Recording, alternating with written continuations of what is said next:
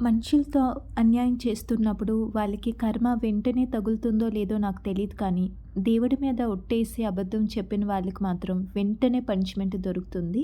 ఇది నేను చాలా బిలీవ్ చేస్తాను. అందుకే నేను ఏది చెప్పాలనుకున్నా నేను దేవుడి మీద ఒట్టేసి చెప్తుంటాను. సేమ్ టైమ్ ఎవరైతే ఎదుటి మనిషి తప్పు చేసి చేయలేదని చెప్తారో వాళ్ళకి కూడా నేను ఒట్టేయించి మాట్లాడిస్తాను. ఎందుకంటే వాళ్ళు ఒట్టేసి అబద్ధం ఆడినా పర్వాలేదు. నాకు కావాల్సింది అది. నిజం చెప్తే ఓకే.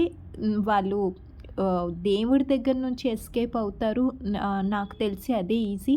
బట్ అయినా వాళ్ళు అబద్ధాలు చెప్తే అది వాళ్ళ కర్మ.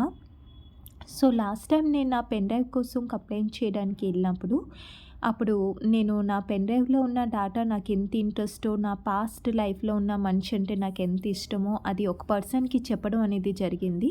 అప్పుడు ఆ పర్సన్ దాన్ని వేరేగా ఒక రాంగ్ వేలో నాకేదో సజెషన్ ఇస్తున్నారు. అంటే మిస్ అయినప్పుడు నువ్వు ఇలా చెయ్యి, అలా చెయ్యి అని. కానీ చెప్తూ చెప్తూ ఆగిపోయారు. ఎందుకంటే తనకే ఆడ్‌గా అనిపిచ్చింది.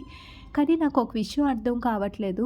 నేను డాటా కోసం మాట్లాడితే తను ఎక్కడికో ఎళ్ళిపోతున్నారు. ఈ సజెషన్ తను వైఫ్‌కి కూడా ఇవ్వచ్చు. ఎందుకంటే తన వైఫ్ ఉంటుండగా నాతో జోకులేసుకుంటూ, నాతో మాట్లాడుతుంటూ ఉంటున్నారంటే తన వైఫ్‌తో ఎంత కనెక్టివిటీలో ఉన్నారో నాకు అర్థం అవుతుంది. సో, ఈ సజెషన్స్ మరి వాళ్ళ వైఫ్‌కి కూడా ఇవ్వచ్చు. వాళ్ళ వైఫ్ కూడా ఫాలో చేయొచ్చు.